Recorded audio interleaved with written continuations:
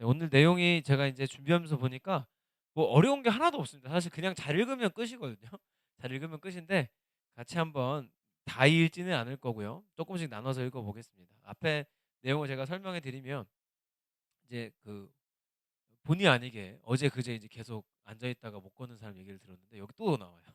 다리 저는 아이를 고쳐놨는데 얘가 살인죄를 저질렀답니다. 그러니까 걷는 법은 배웠지만 길을 배우지 못해서 실수했던 이야기가 앞에 나오고, 그다음에 그 출애굽했던 백성들의 이야기가 나옵니다. 요 정도는 미리 알고 읽으시면 도움이 될 거예요. 애굽 생활이 400년으로 보고요.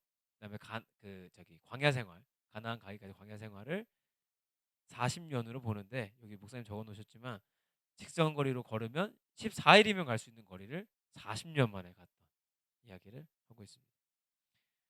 네. 그 113쪽 여기 몸은 교회에 왔는데 여기는 한번 읽어볼게요. 시작. 몸은 교회에 왔는데 생각과 태도는 애굽의 모습 그대로인 경우가 얼마나 많습니까? 기복주의는 사람이 되는 것보다 무엇을 얻는 것에 더 관심이 많습니다. 섬길 목적이 아닌 목적으로 교회를 다니면 교회도 어려워집니다. 광야가 반드시 죄와 허물에 대한 징계로 주어지는 것만은 아닙니다. 때로는 문제로 만들려고 하나님이 광야를 허락하실 때도 있습니다. 중요한 것은 광야의 순간에 처할 때 하나님의 뜻을 깨닫고 더욱 하나님을 굳게 붙잡는 것입니다. 네, 그러니까 어, 가나안에 갔으면 가나안에 사는 사람처럼 살면 되는데 애굽에서처럼 살면 안 되잖아요. 근데 이 신명기 우리가 읽은 본문이 그 내용이죠. 가나안에 있는 사람들이 왜 애굽에 있는 사람들처럼 사냐? 왜 하나님 아니라 다른 거 섬기며 사냐? 그러지 말아라. 이게 이제 핵심적인 내용이죠. 간단하죠. 어려운 게 아닌데 이제 예수 믿으면 예수 믿는 사람으로 살면 되거든요. 이게 얼마나 단순해요. 근데 이게 그렇게 어렵습니다. 그렇죠? 가나안 사람이면 가나안의 그 당을 성취한 사람답게 살면 되는데 그게 어려운 거죠. 그래서 기복주의에 대한 이야기가 나오는데, 기복주의가 뭐냐면 다들 아시겠지만, 그러니까 어, 무엇을 얻기 위해 교회 다니는 거예요. 사실 시작은 그럴 수 있어요. 신앙생활 시작은 내가 당장 삶이 너무 힘들어서, 아니면 당장 뭐 어떤 경제적인 문제가 있어서, 뭐 어떤 어려움이 있어서 신앙생활을 시작할 수 있습니다만 계속 그렇게 하는 거는 문제예요. 예. 이제는 그걸로 하나님을 만났으면 이제는 그거 없어도 하나님으로 충분한 사람으로 가는 게 이제 기복주의를 좀 벗어나는 거죠. 이 기복주의 신앙이 좋은 점도 있지만 안 좋은 점이 뭐냐면 고난을 못 견딥니다. 이게 사실은 고난이라는 게 뒤에도 나오지만 꼭 하나님이 주셔서 그 겪는 것도 있어요. 있어요. 근데 대부분의 경우에는 내가 하나님을 떠나서 겪는 경우가 더 많아요. 아까 나눈 말씀이랑 비슷한데 그 삶의 모든 영역에서 하나님을 따르는 게 쉽지가 않거든요. 그러니까 예를 들어서 돈 문제가 있어. 그러면은 돈에 대해서는 하나님을 못 따르는 거야. 요 부분에서는 내가 기복신앙이야. 그러니까 이게 기복이 심해. 좀 있으면 하나님 좋다가 없으면 싫다가 막 이게 심해져 버리는 거죠. 기복주의 신앙의 단점은 기복이 너무 심해요. 좋을 때는 막 좋다가 안 좋을 때는 하나님 어디 있어 막 이렇게 돼 버리기 때문에, 그래서 우리가 이거를 벗어나는 게 좋습니다. 벗어난 것이 결국 가나안을 이미 성취한 사람들의 태도겠죠. 그러니까 우리가 이제 예수를 믿는 기간이 길어질수록 그것 갖고 조금 멀어져야 돼요. 어떤 결과 때문에 하나님을 더 좋아하고 이런 것보다 그냥 하나님 자체로 충분하고 그냥 너무 좋은, 가나안 땅에서 하나님 주신 거 누리는 것으로 충분한 사람들, 그렇게 될 수 있기를 소망합니다. 네, 그래서 114쪽에 가보시면 이 축복, 이스라엘 사람들이 후손들한테 가르쳤던 세 가지를 목사님 정리해 주셨어요. 첫째, 둘째, 셋째 읽어볼게요. 시작. 많은 수많은 기적적인 은혜와 축복을 회상해 감사하게 했습니다. 앞으로 가나안에서 받게 될 큰 축복의 비전을 그려주었습니다. 가나안의 축복을 얻기 위해 어떻게 해야 할지에 대한 도전을 주었습니다. 이거는 지금 보시면요, 과거와 현재와 미래가 다 있죠. 이게 사실은 하나님의 교육 방식인 거예요. 가나안에 살 수 있는 사람들, 그러니까 구약에서 표현으로 가나안이지만 신약의 표현으로 하나님 나라거든요. 그러니까 하나님 나라 백성들은 이 과거에 대해서는 감사할 것이고 앞으로에 대해서는 비전을 가질 것이고, 그다음에 그 축복을 성취하기 위한 백성의 태도는 무엇인가를 가지고 또 살게 되겠죠. 이게 지금 어려운 게 없어 가지고 내가 특별히 설명할 게 없습니다. 뭐 너무 분명한 얘기 아닙니까? 우리도 목장에 가시면 이런 거를 많이 나누셔야 돼요. 이런 거를. 그러니까 과거라고 하면 우리가 뭐 어릴 적 과거 막 이런 거 자꾸 생각하지만 그냥 이번 주도 과거예요. 오늘도 과거고 어제도 과거니까. 또 목장에서 이제 목장 이 모임 내용 외에 분명히 다른 얘기들도 많이 하시잖아요. 안 할 수는 없잖아요, 사람이. 근데 할 때 그 리더의 저는 역할이 그거라 생각해요. 중요한 해석자예요. 되게 중요한 해석자예요. 뭐냐면 이 사람이 아무리 고난 중에 있어도 누가 옆에서 그게 고난이 아니라고 해석을 해주면 아닐 수가 있거든요. 무슨 얘기인지 아시겠습니까? 그래서 감사와 은혜로 풀어낼 수 있게 도와주는 사람이 리더여야 돼요. 저는 리더는 해석자라 생각하거든요. 그러니까 해석이에요.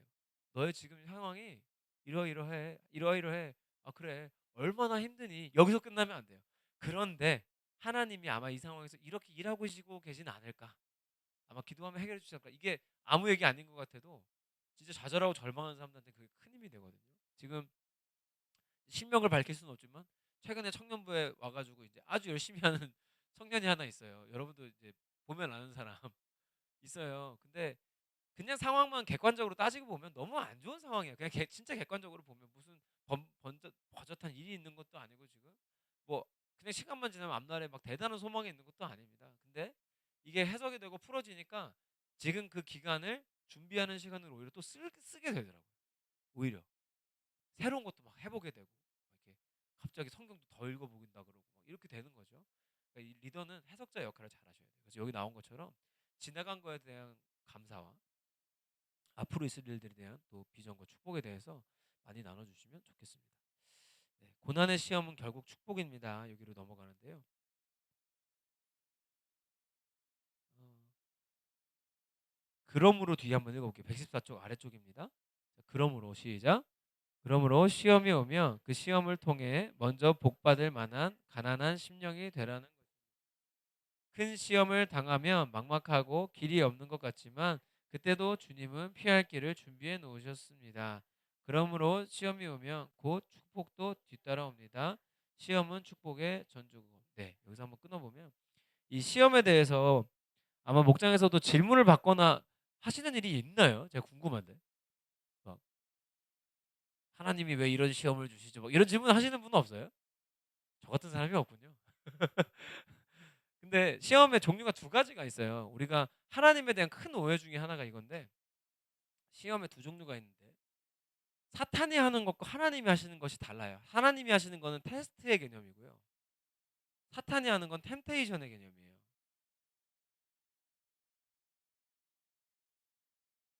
이게 뭐냐면 이거는 말 그대로 시험이고 얘는 유혹이에요. 그러니까 이거죠. 함정을 파놓고 걸리나 보자. 이게 유혹이에요. 예를 들어서 삼성과 들릴라가 계속 유혹하고 네가 안 넘어오나 보자. 이게 사탄의 방법. 유혹, 템테이션. 그러니까 하나님은 함정을 파놓고 걸리나 보자 하는 분이 아닙니다. 오히려 하나님은 이게 저는 앞에다 이걸 붙여요. 레벨 테스트. 이게 애들 학원 가면은 가끔씩 레벨 테스트를 봐요. 그래서 B반이었다가 A반으로 올라가고 그래요. 그 뭐냐면 신앙의 성숙과 성장을 위해 필요한 시간이 있을 때가 있어요. 하나님은 그런 식으로 주시지 그거를 유혹해서 너 이거 선택할 거야, 이거 선택할 거야. 너 이거 하기만 해봐 벌 준다. 이런 분이 아니에요. 그러니까 하나님이 하시는 테스트는 목사님 말씀하신 것처럼 언제나 그 이유가 보장되어 있습니다. 이유가. 그러니까 지금 시험 가운데 있을 때일수록 오히려 하나님과 가까워져야 되는 거죠. 내가 물질적으로 어려움이 있어 아니면 육체적인 아픔이 있어. 그럴 때일수록 하나님과 가까워져야 되는데 여러분들도 아마 리더 입장이시니까 저를 이해하실 겁니다. 보통은 그럴수록 멀어지잖아요. 그죠? 몸이 아파서 교회 못 가요가 국룰이야. 그죠? 뭐가 힘들어서 교회를 못 가. 그러니까 힘드니까 나와야 되는 거 아니에요? 이게 사탄의 방식인 거예요. 힘드니까 가나 보자. 가나 보자. 근데 하나님은 이미 이 뒤가 약속되신 분이기 때문에 힘드니까 나오는 거예요. 어려우니까 나오는 거죠. 그러니까 여러분의 역할이 작지 않습니다. 그 어려운 가운데 있는 분들이 그럼에도 예배할 수 있도록. 예를 들면 뭐 코로나 같은 전염병이 걸려가지고 한 주 빠지는 그런 건 어쩔 수 없지만 그게 아니라 저도 중고등부 해 보면 제일 안타까운 상황이 그럴 때예요. 특히 요즘 아이들은 더더욱 많이 약해요. 여러분 그 손주 손녀 세대 있으신 분들은 아실 거예요. 정말 많이 약해요. 그래서 그 찬양팀 같은 것도 이제 잘해요. 잘하는데 갑자기 목사님 저 오늘은 찬양팀 못 하겠어요. 왜? 목이 조금 따가워요. 어?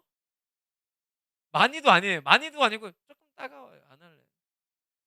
이게 이게 걔네만 그런 게 있어요?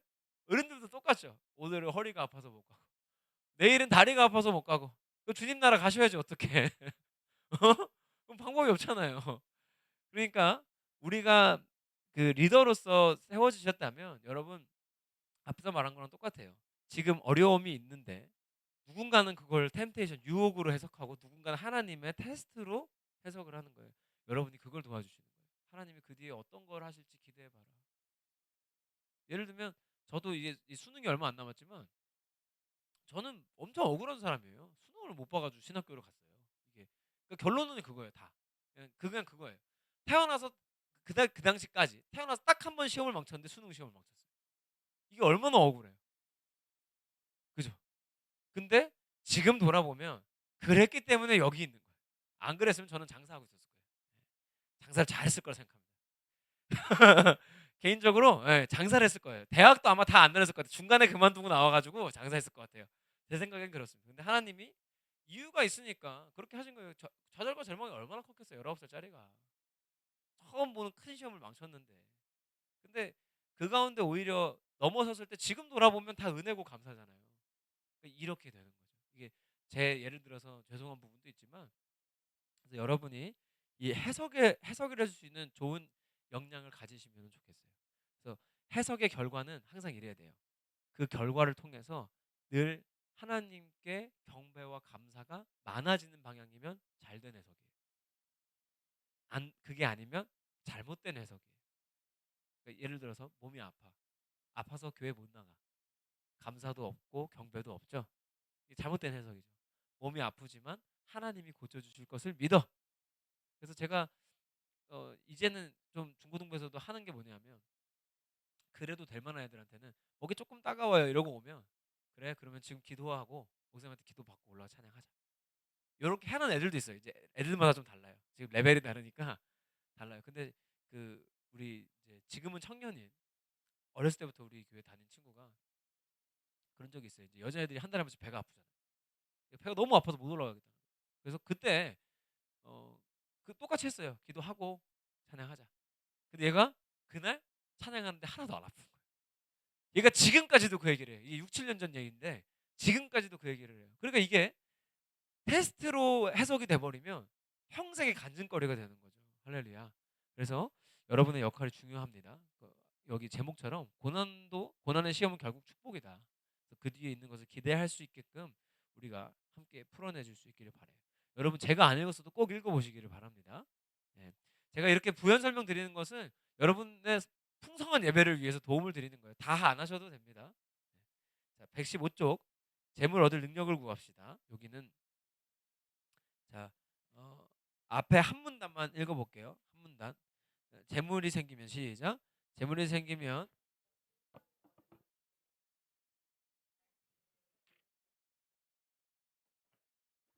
물질을 구할 때도 구하지 말고 물질을 얻는 능력을 구하라는 것입니다. 네. 어, 제가 저도 개인적으로 이 부분에 크게 동의하는 게 뭐냐면 저도 하나님한테 돈 달라고 기도 많이 해봤어요. 특히 이제 그 보셔서 알겠지만 청소년 캠프 같은 거 하면 이게 진짜 웃긴 일인 게 잘 돼도 적자가 나요. 애들이 많이 와도 적자가 나고 안 와도 나고 이게 희한한 일이에요. 하여간에 참 희한해. 어떻게 해도 적자가 나는 이상한 일이에요. 근데 그런 거 하면서 제가 늘 속상한 게 뭐냐 무슨 몇 천만 원이 없어서 빵꾸 나는 게 아니에요. 그냥 몇 백만 원이 가끔은 2, 300만 원. 그러니까 누구 그냥 저기 시계 하나 사는 값이에요. 어른들. 누구는 그냥 백화점 가서 한 번 쓰고 오는 돈밖에 안 되는데 그게 없어서 우리가 버둥버둥한 게 제가 너무 싫을 때가 있었어요. 하나님 이게 뭡니까? 그래가지고 하나님 저한테 돈 좀 주세요 할 때가 있었어요. 근데 진짜 신기한 게 뭐냐면 하나님이 돈을 안 줘요. 야 어떻게 그렇게 안 주지? 근데 웃긴 건 뭐냐면 기회를 줘. 그러니까 그냥 통장에 꽂아 주면 얼마나 좋아요. 절대 안 꽂아 줘요. 대신에 기회를 줘요. 기회를 줘 가지고 제가 신학대학원 다닐 때 그때 저희 교회 여기 건축할 때 한창 그 어려울 때가 있었어요. 대학원 기숙사비만 한 달에 30만 원을 내는데 그게 사례비로 감당이 안 될 때가 있었어요. 생활비도 감당이 안 될 때가 있었어요. 근데 그때 하나님이 돈을 막 통장에다가 막 갑자기 후원 계좌가 열려 가지고 막 전국에서 뭐 5만 원씩이라도 꽂아 주면 얼마나 좋아. 그런 사람 한 명도 없어.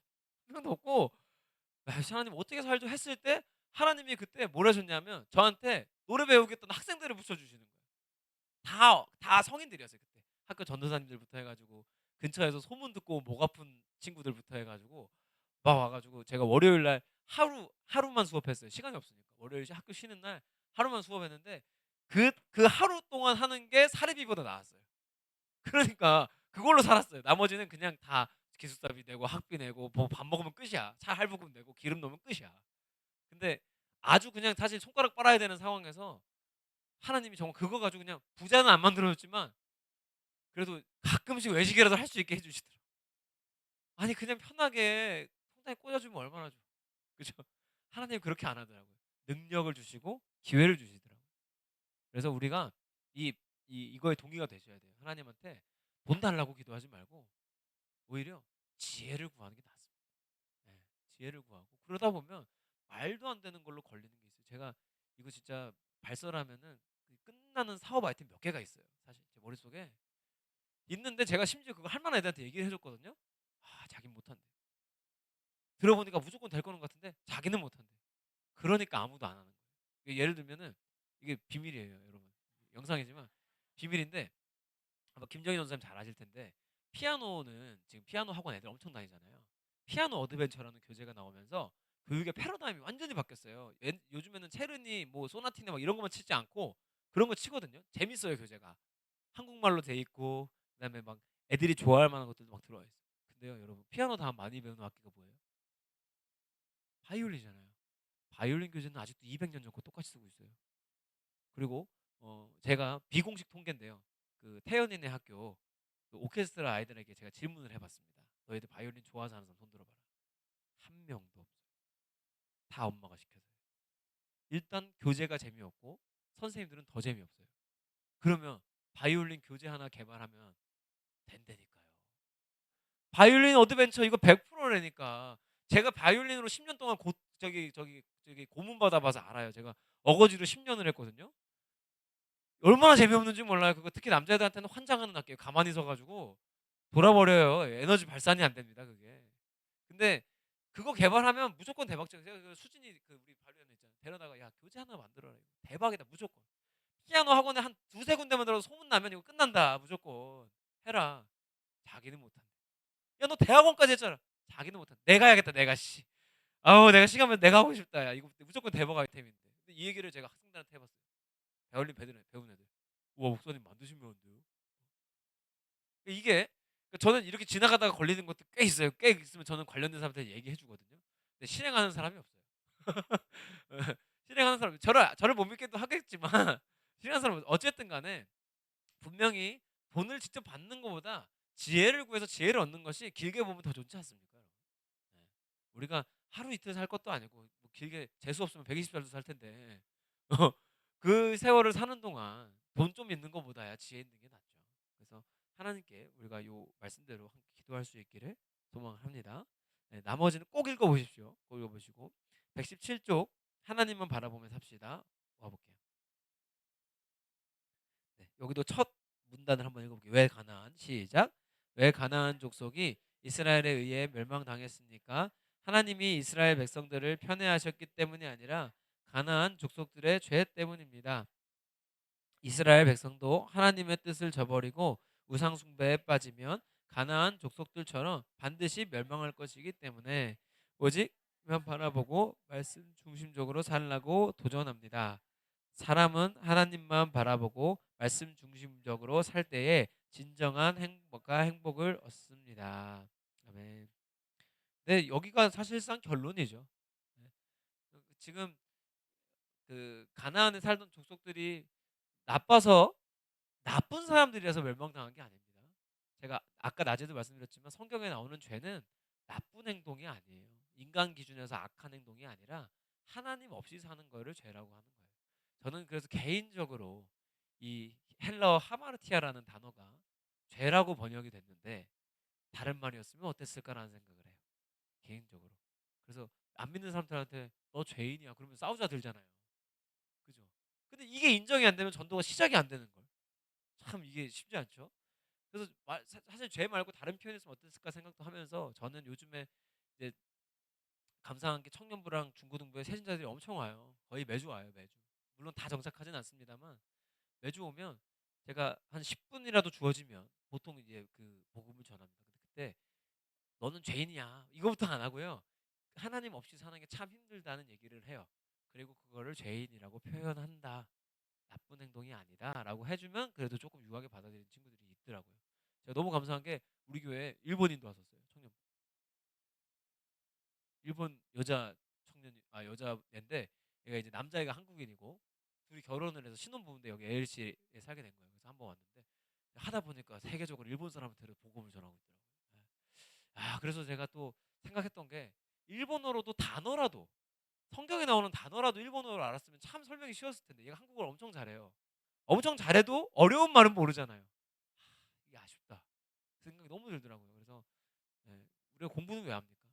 그래서 하는 거죠. 그래서 이것도 알아는 둬야겠다는 생각을 또 주시더라고요.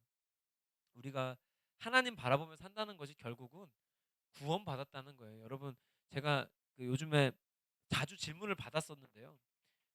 그 온라인이나 이렇게 요즘에는 오픈 채팅방이라고 해가지고 카카오톡에도 이제 저를 검색해서 질문하는 사람들이 있어요. 거기에 저는 이제 목사라고 해놓고 싶어 해놓은 건 아닌데 어쩌다 보니까 동탄에 사역하는 목사님으로 다 이렇게 떠 있어요. 그러니까 이제 가끔 검색해서 연락하는 사람들이 있어요. 근데 물어보는 것 중에 하나가 뭐냐면 하나님을 바라보는 것과 이거랑 구원 받은 거랑 어떤 관계죠, 여러분?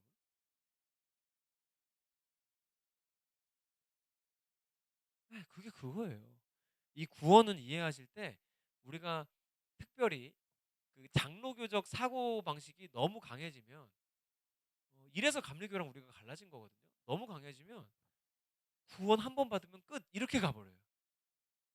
그렇다고 구원이 취소가 되나? 그건 아닙니다. 근데 구원이라는 게 뭐냐면 하나님과 관계거든요. 그러니까 내가 천국에 갔나 못 간다가 아니 천국에 갈 자신이 있냐 없냐 이게 아니에요. 근데 우리가 장로교는 너무 여길로 왔어. 지금 죽으면 천국 갑니까? 너무 여길로 왔어. 그거 뭐 당연하지 가지. 그 당연한 걸 뭐 그렇게 물어봐. 그게 문제가 아니고 내가 하나님과 이제 관계가 생겼기 때문에 죽으면 천국 가는 거고요. 이 땅에서 하나님과 관계를 가지고 사는 게 구원받은 삶이거든요. 구원받은 사람은 하나님 바라보죠. 그렇죠? 그러니까 이게 여기서 지금 하나님 바라보자라는 말이 아주 유하게 나온 거죠. 구원받은 사람은 하나님 바라보고 사는 거예요. 간단하지 않습니까? 그래서 여러분 이 목장에서도 예배 드리실 때 도움이 되면은 좋겠어요. 이 특별히 구원받았지만 어, 모두에게 구원받지 못한 영역이 있습니다.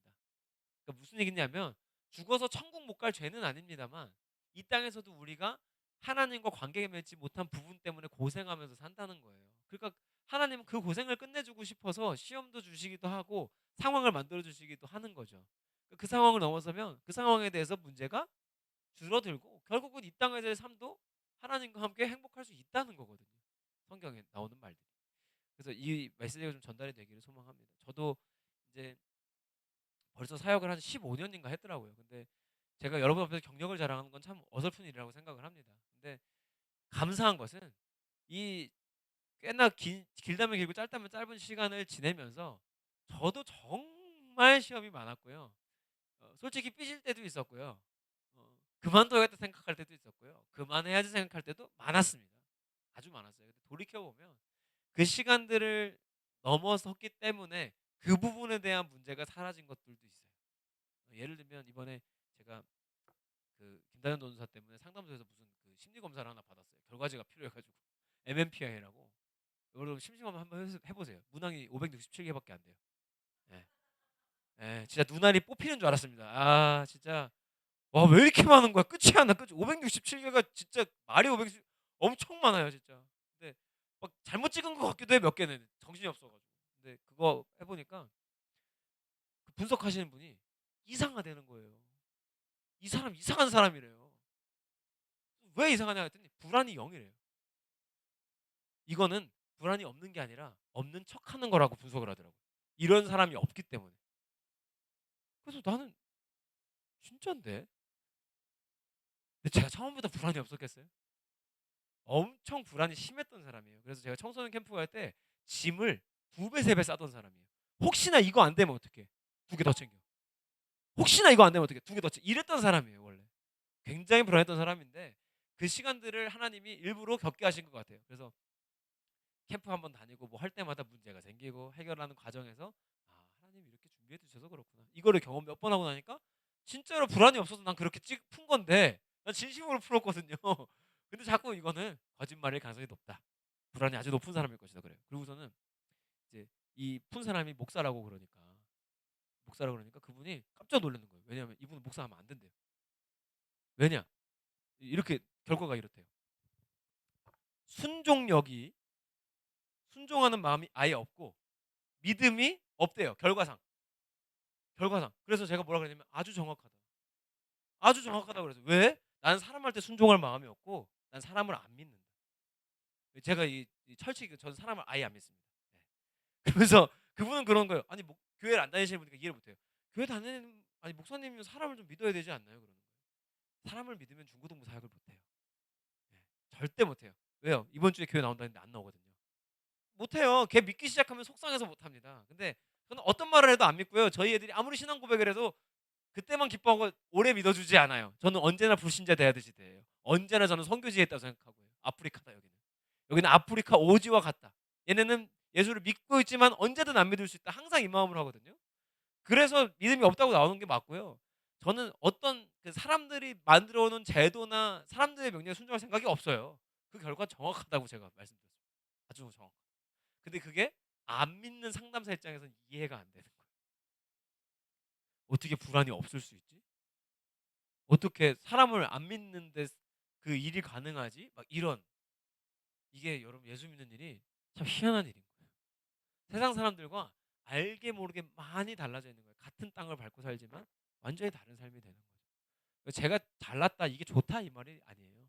분명히 저에게도 막혔던 부분이 있고 어려움들이 있었는데 그 시간들을 통해서 하나님 저를 만들어내시고 여기까지 이끄셨다는 게 너무너무 감사해요.